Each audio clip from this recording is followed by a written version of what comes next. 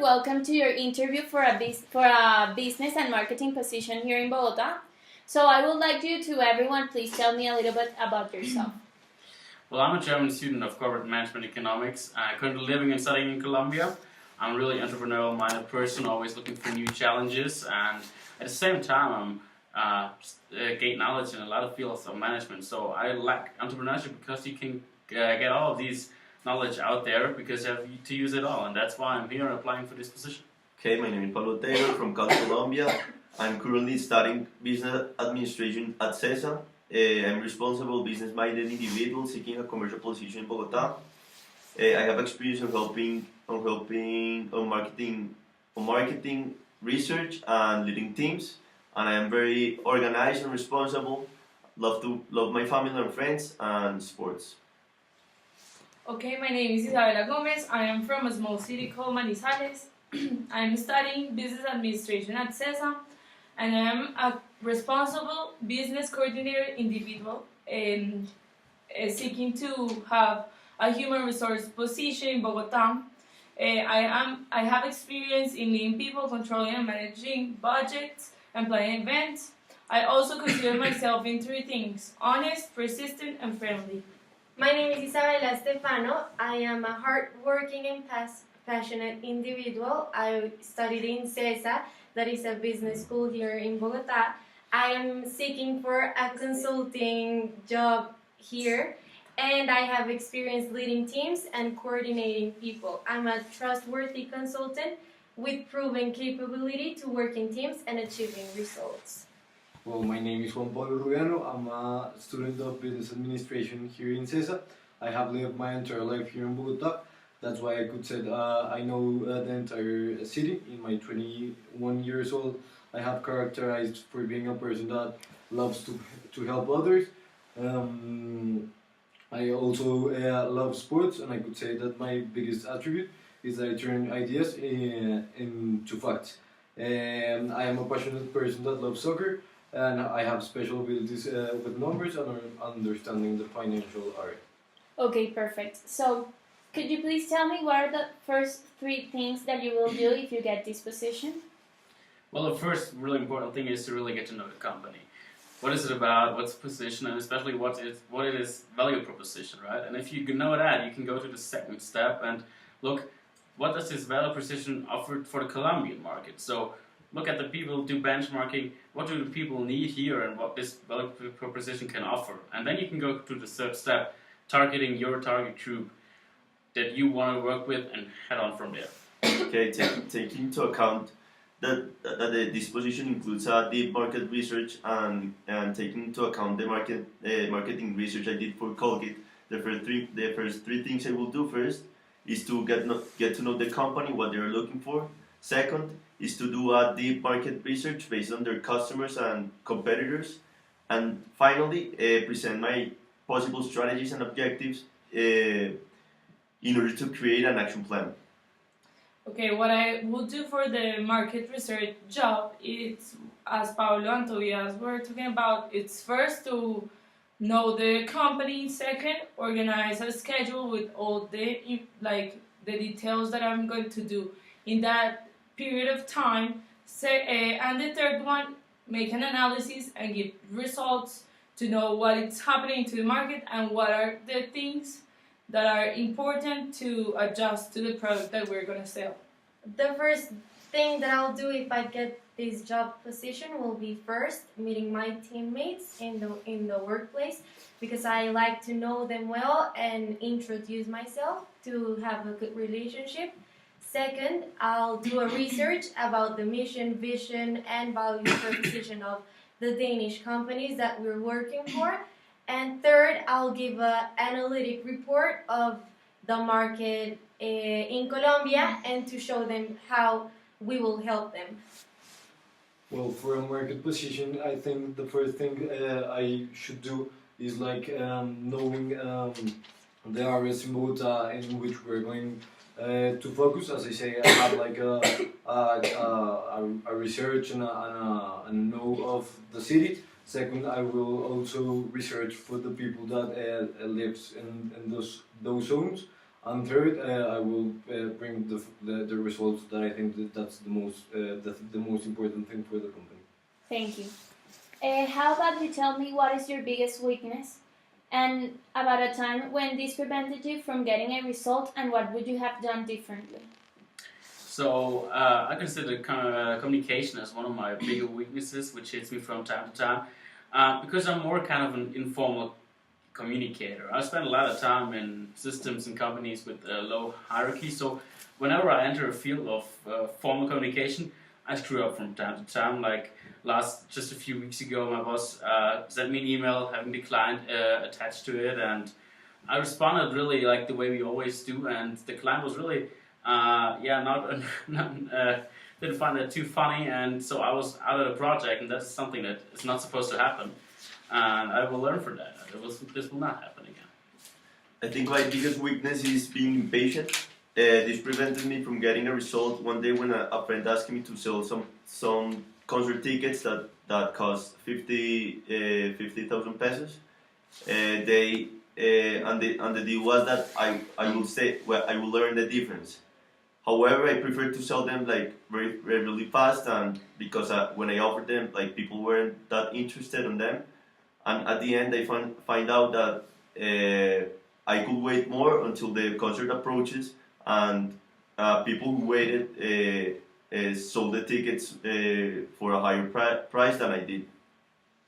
My biggest weaknesses is that I am a stubborn person, and this prevented me. When I was trying to convince people from my school, I was in the committee of charity events. We wanted to make a snack for persons that were unfortunate. I tried to convince 55 people around, and only 30 accept them to join us. But my stubborn part was that someone told me you need to do the conference twice, but I didn't want to. So I think that if I was able to do the two conferences, then I will have more people involved, not only 30, but still the charity event was a successful activity. My biggest weakness is that I am a controller. I like to do things myself instead of people helping me, which sometimes is very bad because last month when I had to hand in a big project at my university, I couldn't handle it in time because I assumed all the work that was supposed to do by 5 people, and I did it all myself because I thought that if the other people were in charge, they wouldn't do it well as I could do it. And it was a bad decision because I didn't handle it in time, and now I am taking into account the people and knowing that I can do anything if it's by myself. I prefer working in groups. Well, my biggest weakness is that I trust too much in persons. Nowadays, I'm working in a self-leadership company here in Bogota, and we have lost like many clients because I trust that people is going to make things, and I don't appropriate of things, and we had very bad results. So I think that is like the fact that I have to get better on. Perfect, thank you. Could you please tell me how lucky are you and why? Well, that's kind of a hard question. So the question is, how do you measure luck, right? It's a really subjective thing, how you perceive it. Other people probably better telling you how lucky you are. But if I would define what luck really is, I would say it's when you achieve something or something positive happens to you that you didn't really aim for, or that you didn't really expect. So lately I was kind of lucky because my position as an exchange student here in Colombia was not really secure, but some people dropped out, so I got here. Some people would say I was lucky. When I came here, I had no idea where to live. On my first day, I met a guy who rented me a really good apartment. I'm still living there, so I guess I've been quite lucky lately. I consider myself extremely lucky, and this is because the life God and my parents gave me. First, I have an awesome family that loved me and offered me the education and all the basic tools in order to become the person I am today. Also, I have really good friends. I have experienced a lot of things, and I had a lot of opportunities like such as education that make me the person I am today. I consider myself also a very lucky person, first of all, because I think that I was born in a lovely family where love and values are like very important. In addition to these, I was able to be in a top rated school called Colegio Granadino, and here I am at CESA, which is also a top rated university, and have a lot of experience in having to talk to people that have a lot of knowledge. In addition to this, I am lucky because I am constantly in touch with my family, my friends, and I think that the most important thing here is that I had the lucky to obtain all the values that they taught me. I believe that you make your own luck with the decisions and the efforts that you make into achieving something that you want. So that's why I consider myself very lucky, because I am a person that always is looking for having the best and looking the best in every situation. I consider myself also a very lucky person because of my family and because I am studying here in the university that I always wanted to study. Well, the fact that I have been considered for this job say itself the lucky person I have been in my life. I was born for one. I was born in one of the happiest countries of the world and have one of the best Colombians education that someone could have. I think that the things that I have owned in my life is for my effort, but they have a component of luck. Okay, everyone, thank you very much for being here. I hope that we can meet soon again.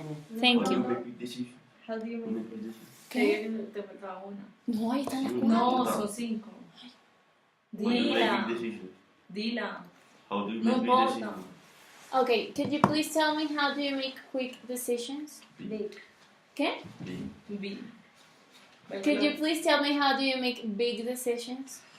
Well, that is not easy. I guess one of the biggest decisions I've done so far was the one to start studying at Zeppelin University in Germany. When I made the assessment center, I didn't really expect to, get a place to get accepted because one of the hardest ones in Germany.